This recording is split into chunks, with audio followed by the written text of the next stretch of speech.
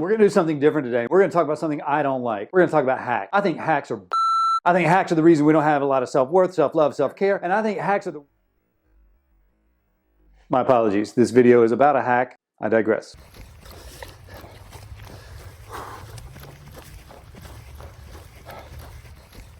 Hey, welcome back. This is Kevin. Happiness is a big topic, and there are a million different ways to find happiness. But there is one thing at the root, and then there's a few things beyond that that could be the hack style that you're looking for, the shortcut, the easy thing to do. Happiness is not always easy. Sometimes it's as simple as an ice cream cone. Sometimes it's as complex as changing partners in life, changing jobs in life, changing the way you think about life. And we're going to tackle the deep stuff today. The umbrella of this whole thing is something that's a little controversial. Self-discipleship. I know what you're thinking. Worshiping the self. No. That's not it at all. I don't even know if that's a phrase or a word, if it's something that I just made up. But the point of it is, I've got to be a follower of my own beliefs. If I'm not a follower of my own beliefs, I'm susceptible to everything being okay. Now, I heard someone say the other day, if you don't believe in God, it's not that you believe in nothing.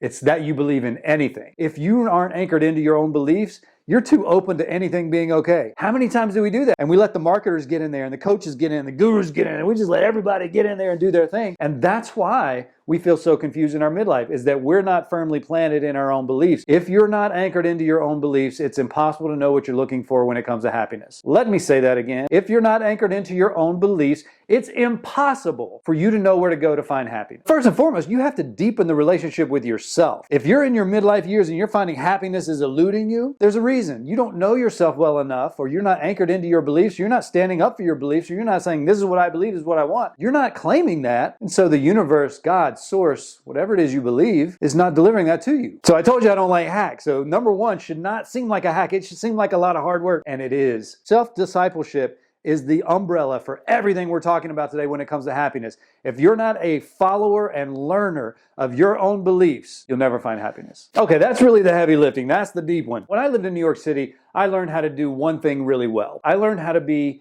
all by myself, surrounded by millions of people. And that is equivalent to how we feel in our midlife years.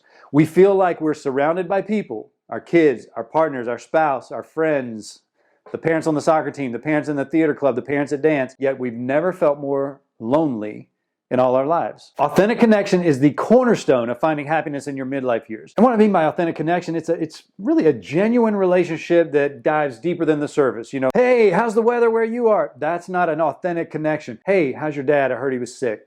That's an authentic connection, an inquiry, a care, a love, a support. That's what we're looking for. We abandon that in our midlife years. If you were having a tough time, if you were really sad, if you were really depressed, or if you were really anxious, if you were grieving, who would you call? That's the authentic connection that we want more of.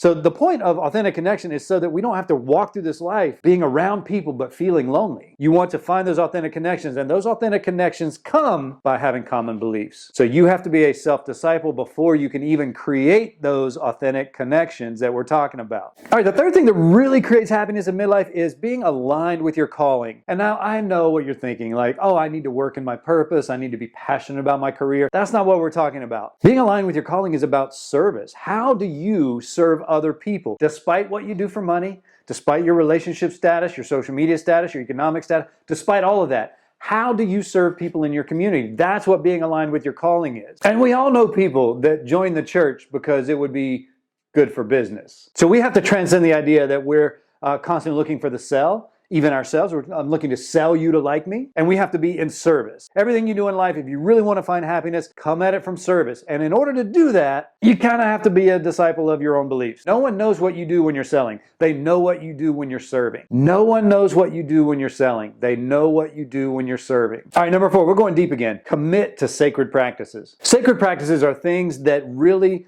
promote your beliefs, that anchor your beliefs. For some people, it's prayer. So for some people, it's going to church. For some people, it's meditation. Sacred practices are things you need to anchor in on every day to remind yourself of these beliefs. In our fast-paced world where we've got phones on our hips and we've got messages flying at us at an incredible rate, if we're not anchored into the sacred practices of our beliefs, we can be influenced. And when we can be influenced, we lose our sight on what actually makes us happy. You anchor into those sacred practices, you become less influenced by people out there saying their thing. And then you don't feel like you necessarily need to be out here saying your thing, you just know it. The coolest people on the planet are people who don't need to go out and convince other people they're cool. They just are. You probably know people, you might be that person. Oh, if you're that person, put in the comments below. I want to meet you because I want to know more people that are just naturally cool. I am not naturally cool, although I try hard.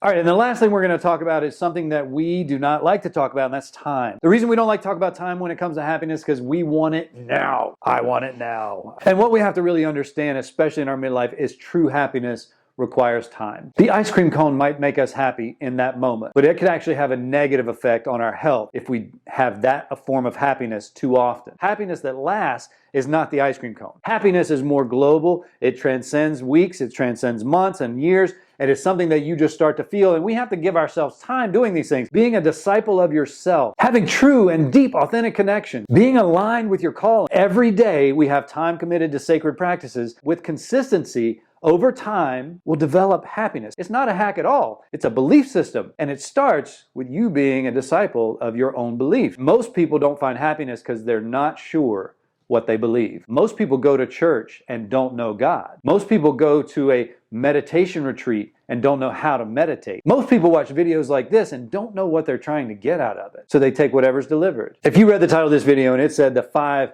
new hacks to happiness, and you're looking to leave this video being happy right now, that's not realistic. There's a difference in what you're looking for and what you're seeking. What you're looking for is out here. It's external. What you're looking for is out here in the world. It's the ice cream cone. What you're seeking, which is on a deeper level, is what we just talked about here today. And the longer you wait to become a disciple of yourself, the more true happiness and deep happiness and lasting happiness will elude you. So think about this. How committed to your beliefs are you? I'd love to hear what you have to say about this video. Put in the comments any questions, any insight you might have on any part of this. But I want you to really understand that happiness is not a hack. There's no way you can hack happiness and it be sustainable. What you want to do is do the deep work. Hey, this is Kevin. Hope you have a great day.